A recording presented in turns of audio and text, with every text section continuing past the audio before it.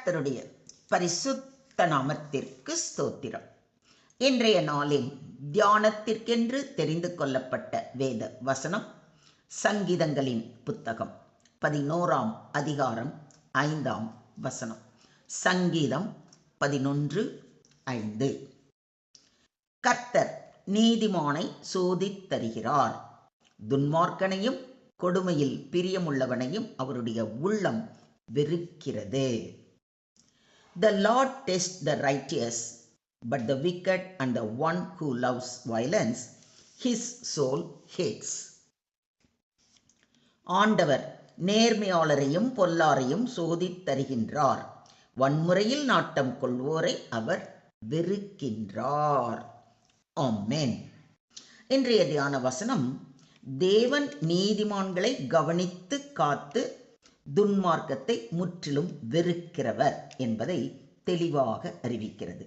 தேவன் மனிதரின் வாழ்க்கையையும் உள்ளத்தையும் ஆராய்ந்து பார்க்கிறவர். இது குறித்து சற்று விரிவாக தியானிப்போம். கர்த்தர் நீதிமானை சோதித்தருகிறார் என்று சொல்லப்பட்டிருப்பதை கவனியுங்கள். சோதித்தருகிறார் என்றால் என்ன?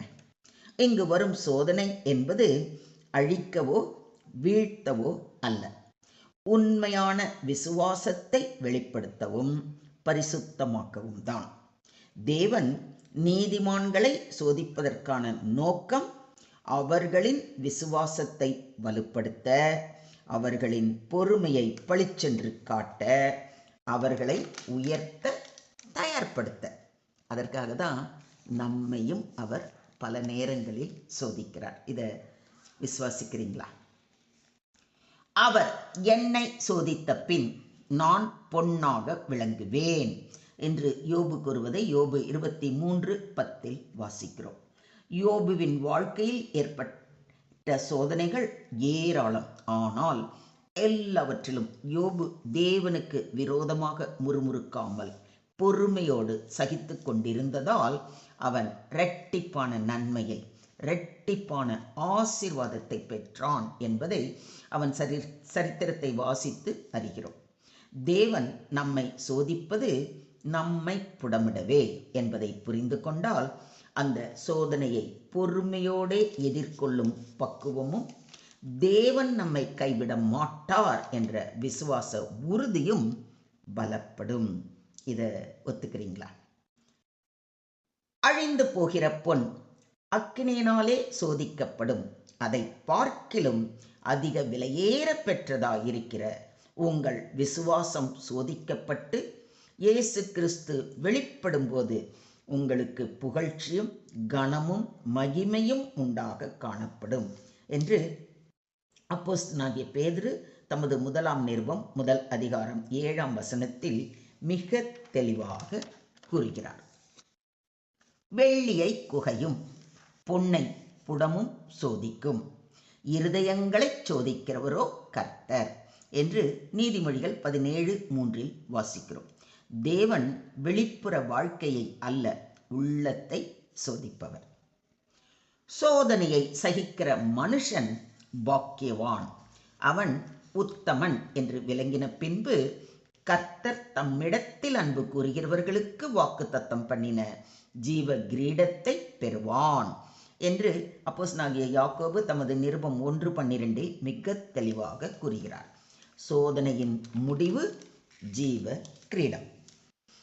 எனக்கு அன்பான சகோதர சகோதரிகளே, நீங்கள் சோதனையில் இருக்கிறீர்கள் என்றால் அது தேவன் உங்களை கைவிட்டார் என்பது அல்ல, அவர் உங்களை உருவாக்கி கொண்டிருக்கிறார் என்பதற்கான அடையாளம். எனவே மனம் தளராமல் உங்கள் விசுவாசத்தில் உறுதியாய் இருங்கள். துன்மார்க்கனையும் கொடுமையில் பிரியமுள்ளவனையும், இங்கே 2 வகை மனிதர்கள் குறிப்பிடப்படுகிறார்கள். துன்மார்க்கன் தேவனை பொருட்படுத்தாமல் வாழ்கிறவன், தன் சுய இச்சையை முன்னிலைப்படுத்துகிறவன். கொடுமையில் பிரியமுள்ளவன் தவறு செய்வதோடு நிற்காமல் வன்முறை, அநியாயம், பிறரின் வேதனை ஆகியவற்றில் மகிழ்ச்சி அடைகிறவன். 6 காரியங்களை கர்த்தர் வெறுக்கிறார். ஏழும் அவருக்கு அருவருப்பானவைகள். அவையாவன: மேட்டிமையான கண், பொய் நாவு, குற்றமற்றவர்களுடைய இரத்தம் சிந்தும் கை, துராலோசனையை பிணைக்கும் இருதயம், தீங்கு செய்வதற்கு விரைந்தோடும் கால், அபத்தம் பேசும் பொய் சாட்சி, சகோதரருக்குள்ளே விரோதத்தை உண்டு பண்ணுதல் ஆகிய இவைகளே என்று நீதிமொழிகள் மிக தெளிவாக அறிவுறுத்துவதை 6ஆம் அதிகாரத்தில் வாசிக்கிறோம். அவருடைய உள்ளம் வெறுக்கிறது என்று சொல்லப்பட்டிருப்பதை கவனியுங்கள். இது மிகவும் வலிமையான சொற்றொடர். தேவன் பாவத்தை மட்டுமல்ல, பாவத்தில் பிடிவாதமாக திளைப்பவனை வெறுக்கிறார். இது மனித வெறுப்பல்ல, இது பரிசுத்தத்திலிருந்து வரும் நீதியான எதிர்ப்பு. இதை ஒத்துக்கிறீங்களா? நீர் துன்மார்க்கத்தில் பிரியப்படுகிற தேவன் அல்ல. தீமை உம்மிடத்தில் சேர்வது இல்லை.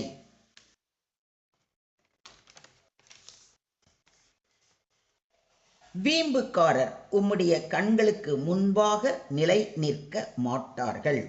அக்கிரமக்காரர் யாவரையும் வெறுக்கிறீர் என்று சங்கீதக்காரன் கூறுவதை 5ஆம் சங்கீதத்தில் வாசிக்கிறோம். தேவன் பாவத்தோடு சமரசம் செய்யாதவர். உங்களை கழுவி சுத்திகரியுங்கள். உங்கள் கிரியைகளின் பொல்லாப்பை என் கண்களுக்கு மறைவாக அகற்றிவிட்டு தீமை செய்தலை விட்டு ஓயுங்கள். நன்மை செய்ய படியுங்கள், நியாயத்தை தேடுங்கள், ஒடுக்கப்பட்டவனை ஆதரியுங்கள் என்று ஏசாயா அறிவுறுத்துவதை ஏசாயா 1ஆம் அதிகாரத்தில் வாசிக்கிறோம். மொத்தத்தில் இன்றைய தியான வசனம் மூலம் நாம் கற்றுக்கொள்ளும் பாடம்: நீதிமான்கள் சோதிக்கப்படுவது தண்டனை அல்ல, பரிசுத்தமாக்கும் செயல்முறை. தேவன் சோதிப்பது கைவிடுவதற்கல்ல, காத்து கொள்ளவே. தீமையில் மகிழ்வது தேவனுக்கு அருவருப்பு. தேவன் பொறுமையாக இருந்தாலும் தீர்ப்பு நிச்சயம். மனம் திரும்புதல் மட்டுமே தப்பிக்கும் வழி. சுருக்கமாக சொல்வதானால், தேவன் நீதிமான்களை சோதித்து மேம்படுத்துகிறார். துன்மார்க்கத்தையும் கொடுமையையும் அவர் ஒருபோதும் ஏற்றுக்கொள்வது இல்லை. நீதிமான்களுக்கு அன்பு, பிடிவாதமான துன்மார்க்கருக்கு நீதி தீர்ப்பு. Today's verse teaches that God carefully examines the righteous to refine their faith, not to destroy them. At the same time, God strongly hates wickedness and those who delight in violence. God is both loving and just.